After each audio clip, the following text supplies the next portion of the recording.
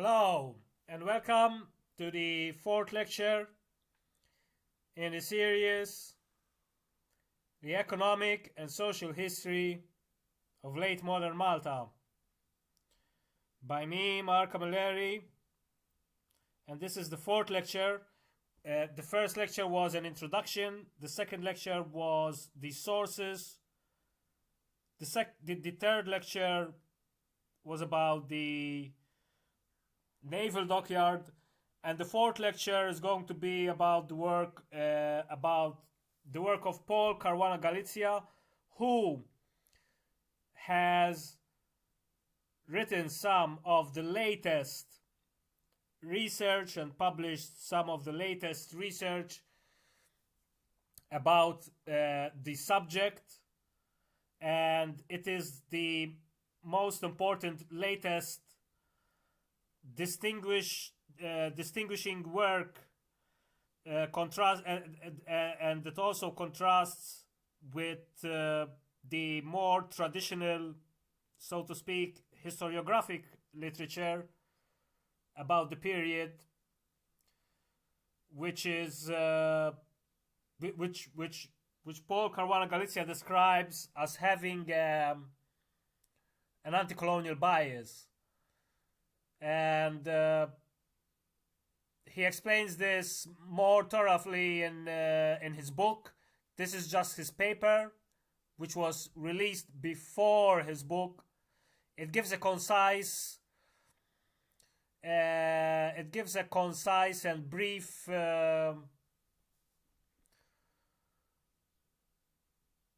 summary, so to speak, of his main work. So we're not going to go through the book, of course, because the book is voluminous, but this is one of his core arguments and theories. So we are going to discuss it,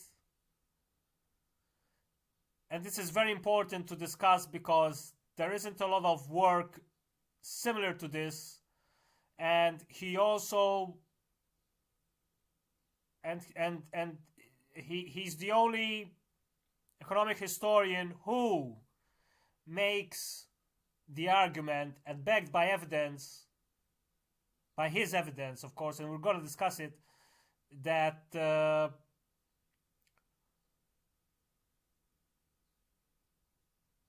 the colonial administration in Malta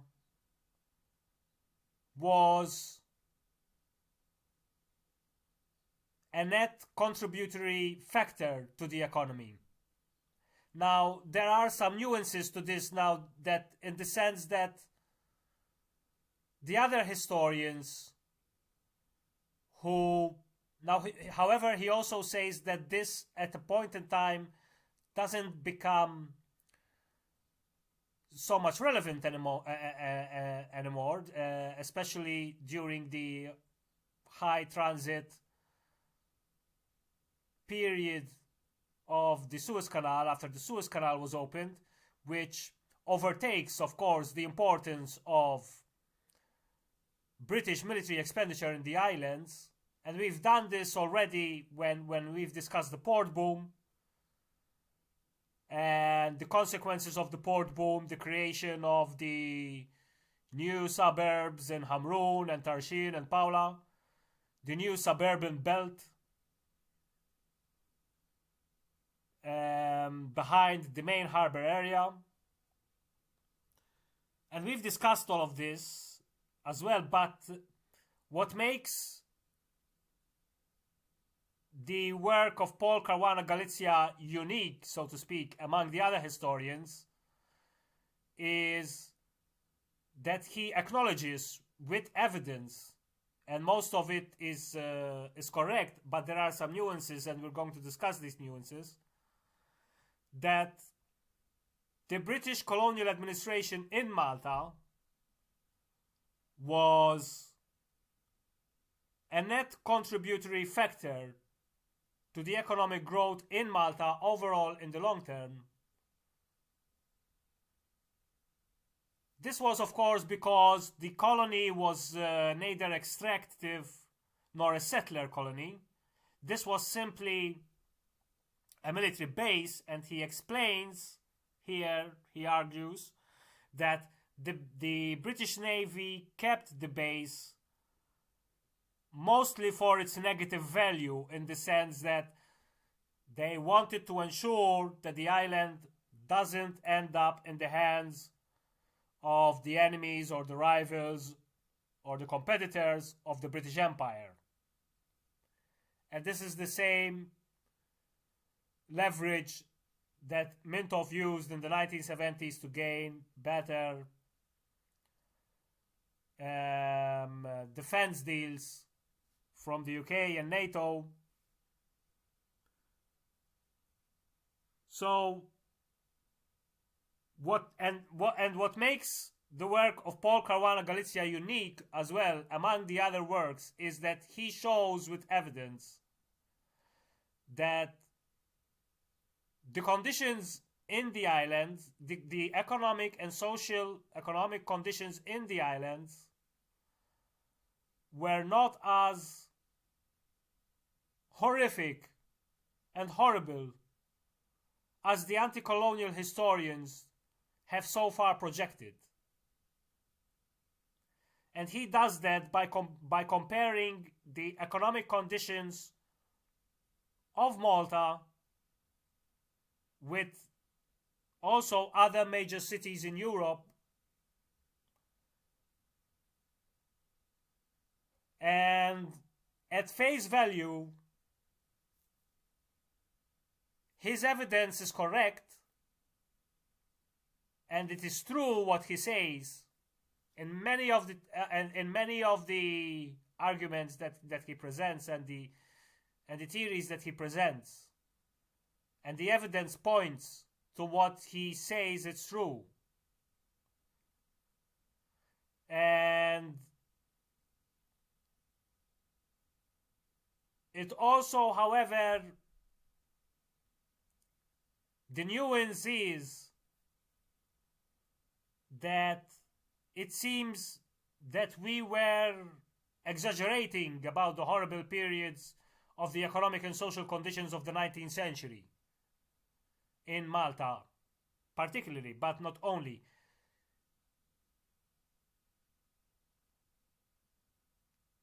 I do not think that we were exaggerating, and there are also some serious nuances in his theories and his arguments, which we will discuss, which, although his theories and arguments are actually true and empirically correct in many cases, it is also true that the economic conditions for most of the people were still very difficult, even if we were better than especially the island of Cyprus, which was more agriculture and received less British defense expenditure than we did. And the first biggest nuance in all of this is that the 19th century in Europe, for economic conditions, was not a very particularly good period, and that even for Malta, when speaking in relative terms,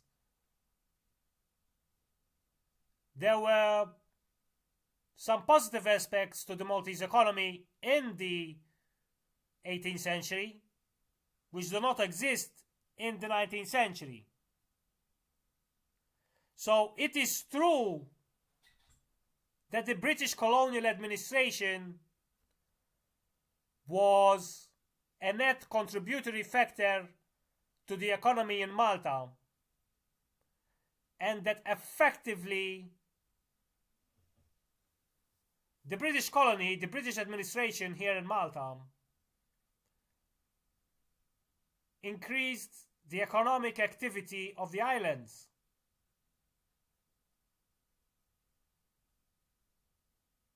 However, it is also true that the economic conditions of the majority of the people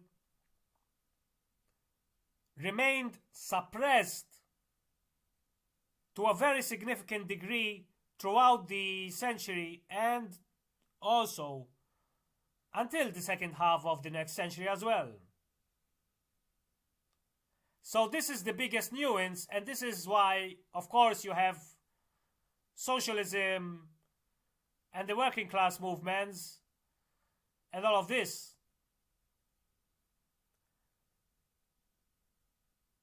So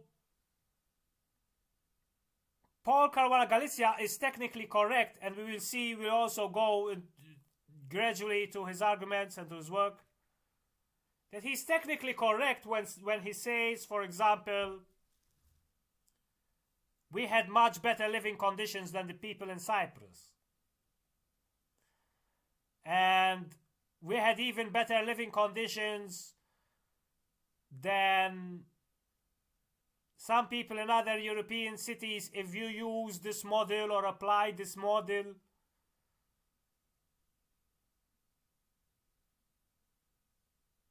But the reality is also that the 19th century in Europe is not a particularly good century to celebrate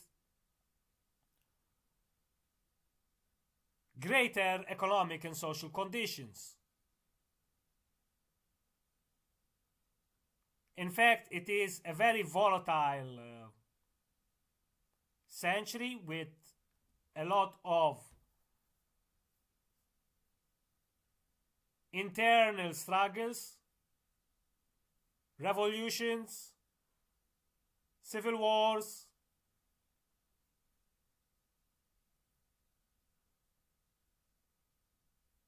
this is basically the formation of modern Europe we are speaking about.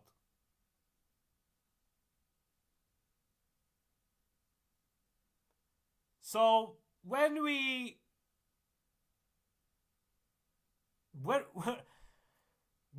discuss economic and social conditions and the development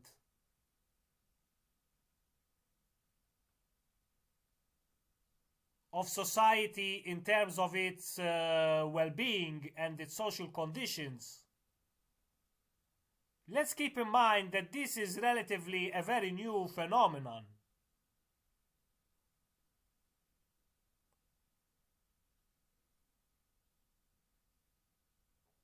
So you have a very long series of struggles throughout history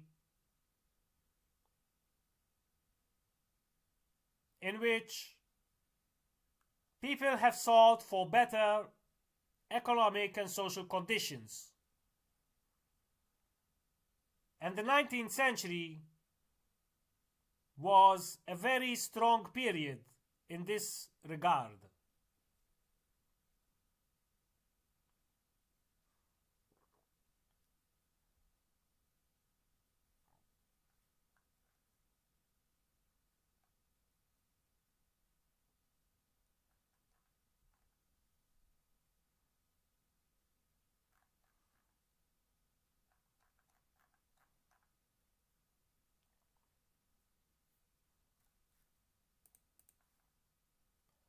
Now, as you can see, basically,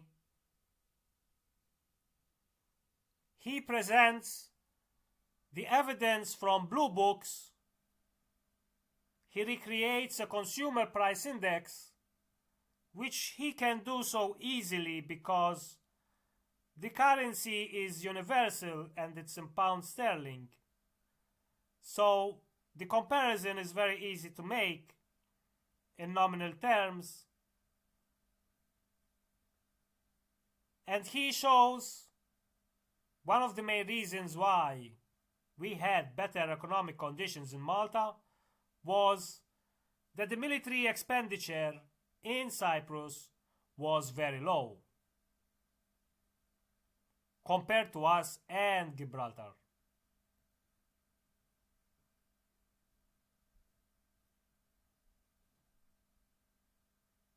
And he shows basically,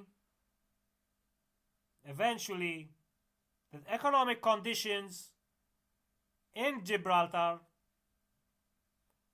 were much better than Malta, but economic conditions in Malta were much better than Cyprus. And he does this. This is also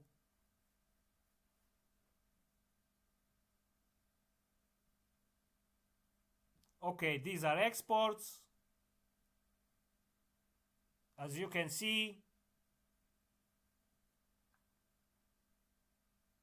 our exports get higher during the port boom, it's obvious, and then they go down after the port boom is over and we are entering First World War. So you can see Cyprus is flat. Now he does, this is Suez Canal, net tonnage in transit.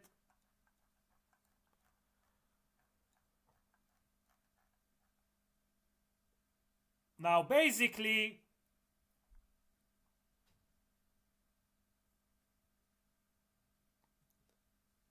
he builds a ratio which is very simple, and this is the unskilled laborers welfare ratio, which is their salaries divided by their subsistence costs. And if it goes less than 1, then it's less than subsistence.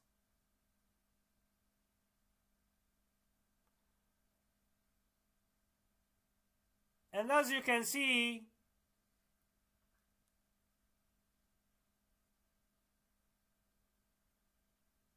Malta is much better than Cyprus. And Gibraltar also tops the chart.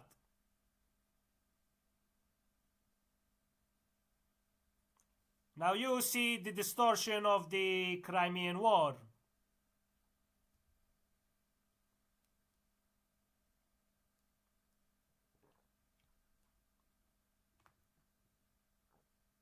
However, the biggest nuance that I find in this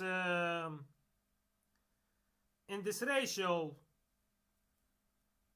which, look, it makes sense at face value because it follows all of the evidence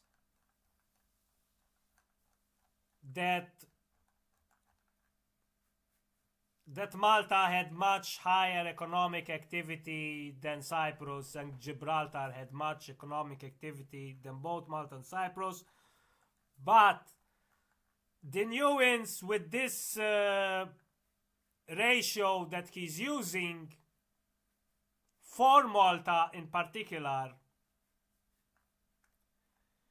is that it depends what kind of unskilled work he would be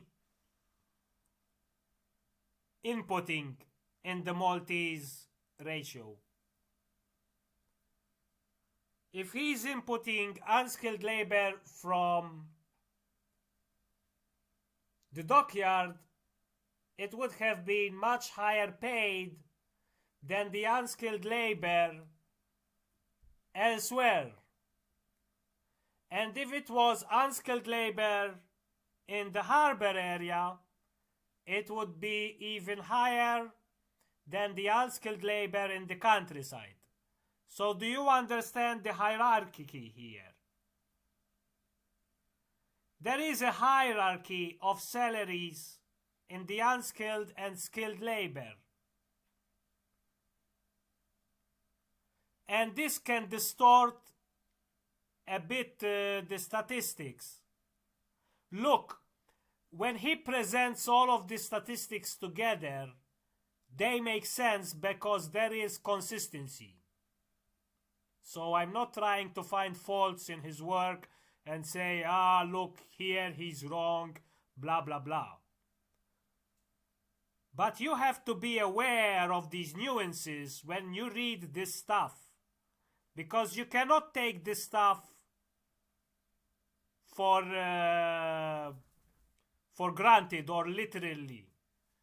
This is also a bit of alchemy here, because it's a bit maths, a bit economic history. There is a lot of relative issues here, okay, and there are a lot of nuances here. So you cannot take. So what I'm explaining to you is that you cannot just take these figures for granted. This is what I'm saying. Because, as I said, this is very important work. There is not another work like this. And it is also unique and very important. So I am not rejecting his work. I am contextualizing it in the broader historiographic framework that exists. Because, as I said, at face value and empirically, his work is correct. But you have to understand the nuances behind it. Because despite this was a very small economy, as I explained last time, this was a very hierarchical society in every dimension, aspect, and level. And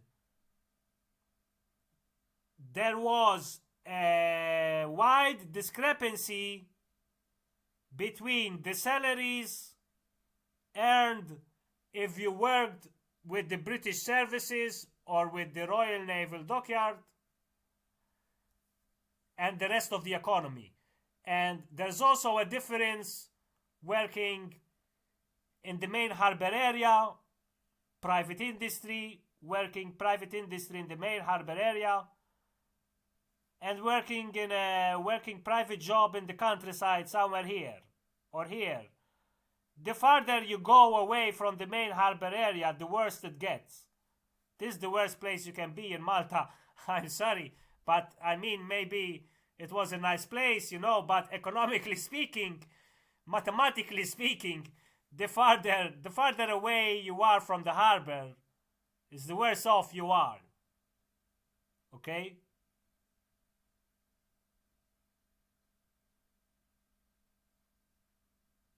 So you have to consider these nuances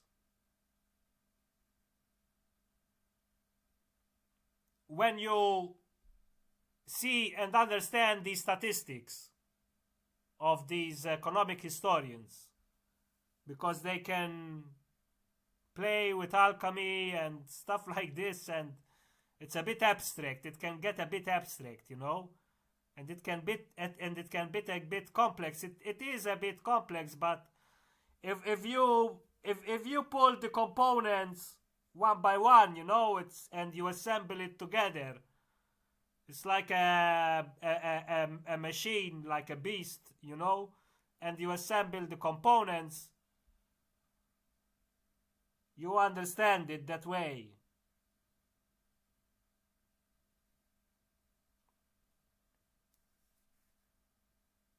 So as you can see, his work is consistent in the ranking for economic activity between Cyprus, Gibraltar, and Malta. And Cyprus was worst off. Malta comes second, Gibraltar comes first. And you can see that the 1890s was very good because of the Suez Canal boom. It was very good for Malta. It was good for Gibraltar. There's a lot of and it was good for Cyprus relatively. Even for Malta, the 1880s don't seem to be very bad, but it was just the beginning, it seems, according to this data. But this is the welfare the welfare the welfare subsistence ratio, as we discussed.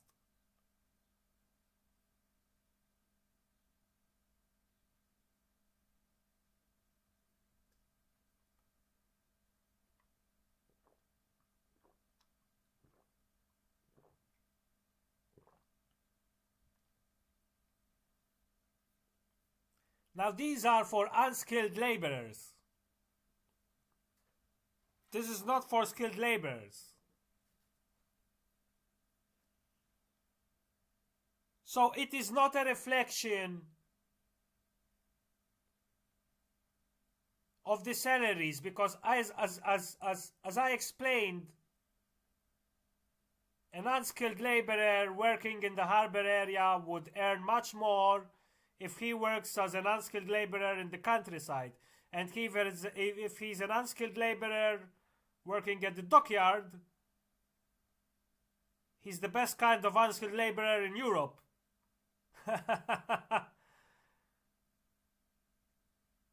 And I'm serious. So you have to be very careful with this kind of data and stuff.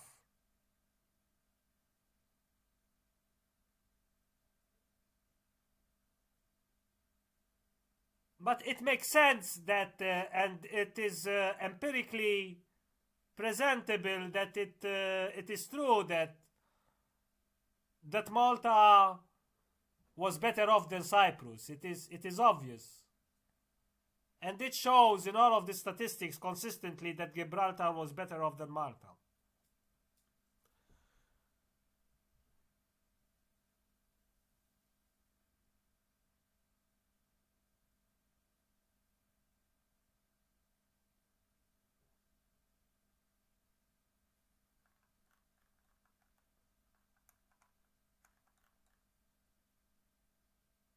Okay, he does this. Look, I don't think it is necessary he did this, but basically he draws up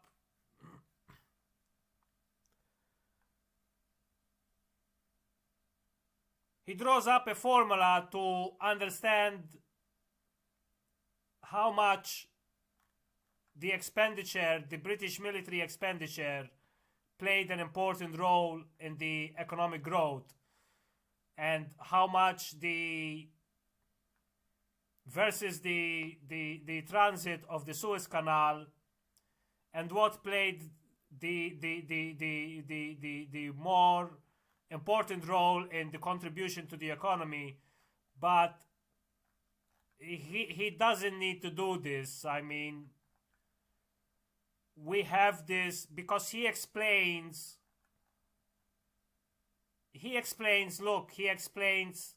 basically that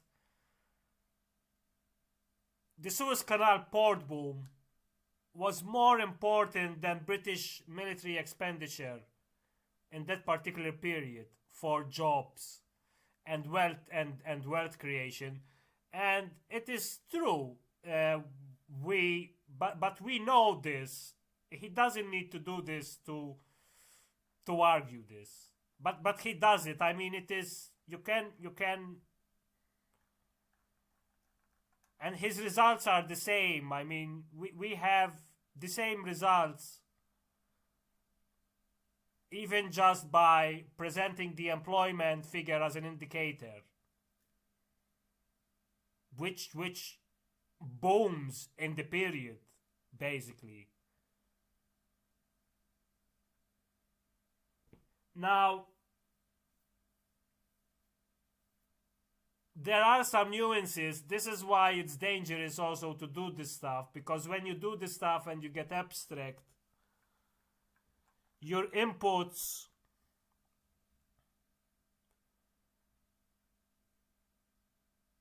your inputs are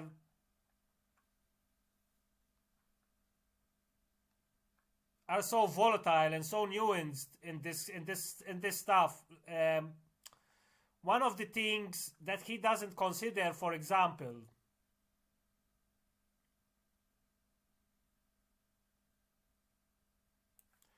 because one of the things that he doesn't consider is immigration.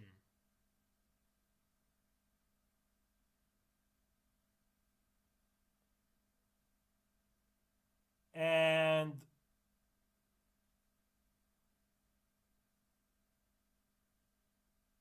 Malta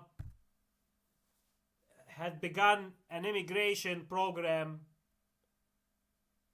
It had begun several immigration programs, Malta, in the 19th century. This is a rough estimated figure of the immigration in Malta in the 1880s. So you had basically, now here we are talking nearly around, I think, roughly 7 or 10% of the population.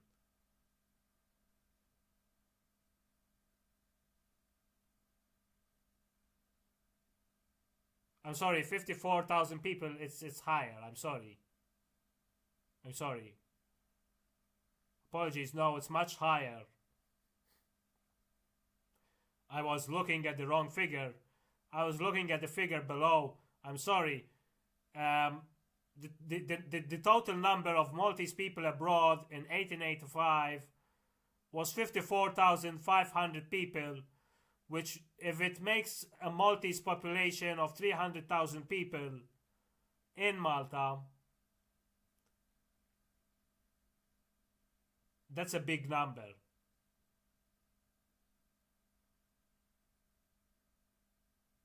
So this is a significant figure here, which this is a significant figure, which essentially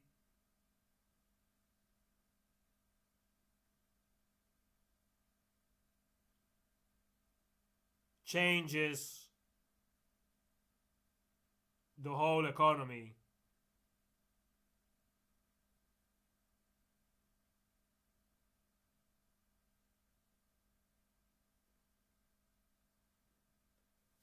Now, these Maltese communities eventually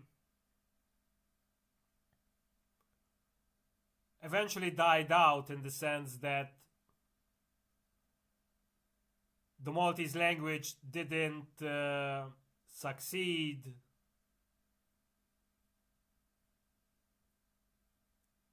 But there are still many places in Tunisia, especially, and even in Egypt, in Cairo, and in Alexandria, where there are street names for Maltese people, or named in Maltese vocabulary, in relation to the Maltese communities who live there.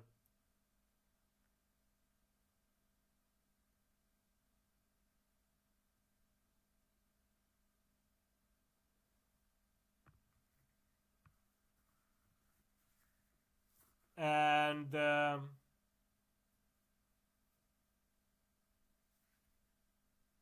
British encouraged this immigration out of Malta to effectively reduce unemployment.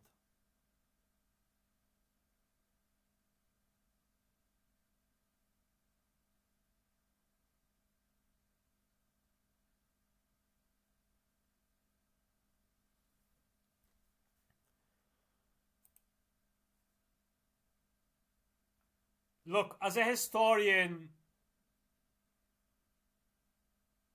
who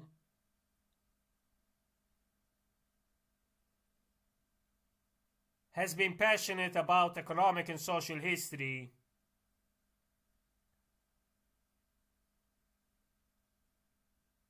I think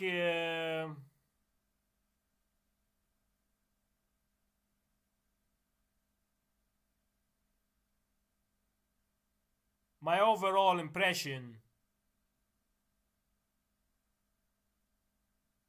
and my judgment over the centuries long periods of history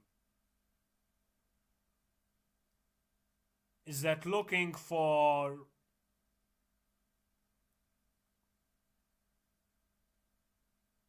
good economic conditions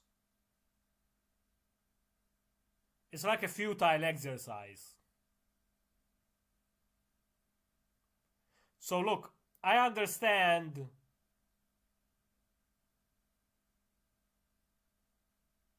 that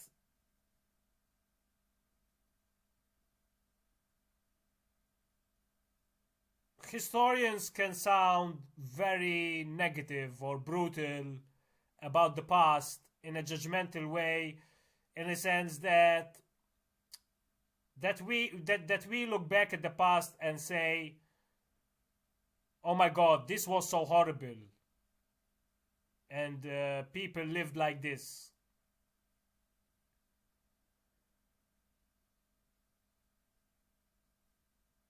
And you get the technical historian, so to speak, who says, okay, things were not so horrible because you had this, and the mathematics and the numbers show that this was worse and this is better. This is all correct, empirically speaking. But fundamentally speaking, as a historian, the baseline of historical conditions were horrible. Like, we have this look, we have this concept which is like a cliche in historiography, in economic history, but it is actually very true, and many cliches are actually true, that your economic conditions are much better as a working class European today than as an English king in the medieval era. So you would, okay, let's maybe not exaggerate. Let's say middle class, okay? Not working class. Let's say middle class, so as not to exaggerate. Okay? But this is empirically true. Your economic conditions as a middle class person in Europe today would be much better than the economic conditions of a medieval king in England or somewhere else in Europe.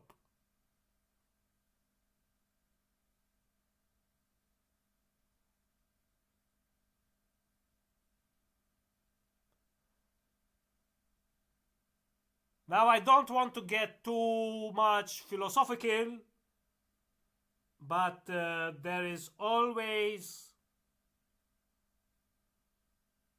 this interdisciplinary dimension to when we understand history and discuss history.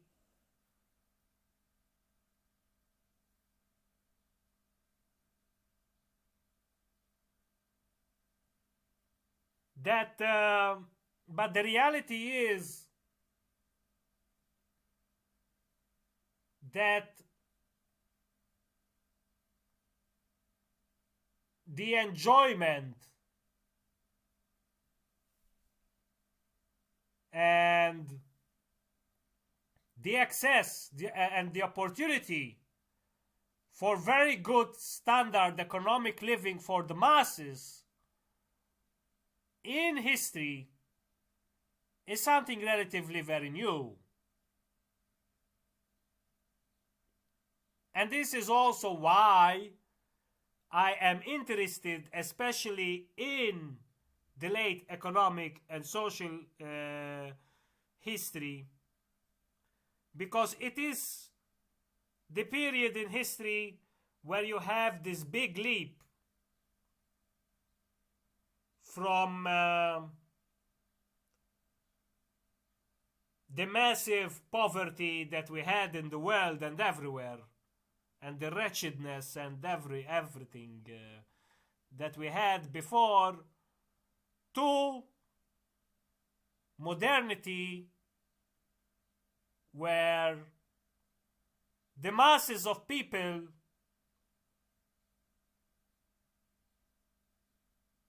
experience states in history where they had very good economic, social conditions, wealth. So I see this transition in history. And what makes Paul Caruana Galizia's work also important is that in this transition in history, the British Empire played an important role for the globalization of trade. And Paul Caruana Galizia mentions in his work how trade increased also thanks to the British colony in Malta. And this is true and correct. But you also had the other side of this story in the development of the economic social history of the 19th and 20th century, where you had the politics and the working class movements who demanded better economic conditions and a different economic order, which culminated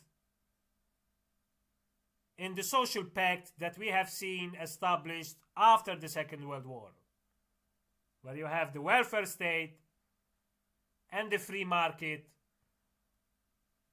working and existing simultaneously, and you have the social democratic society.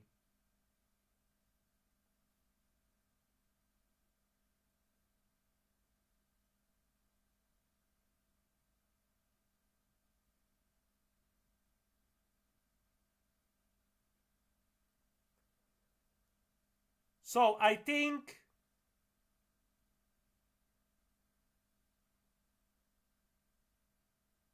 both kind of historiographies here are important.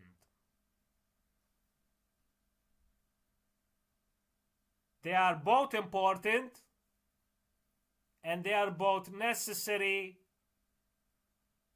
to understand the holistic understanding of history. Both of them have their own biases. Both of them have their own strong points. Both of them have weak points. But both of them are equally important, so to speak,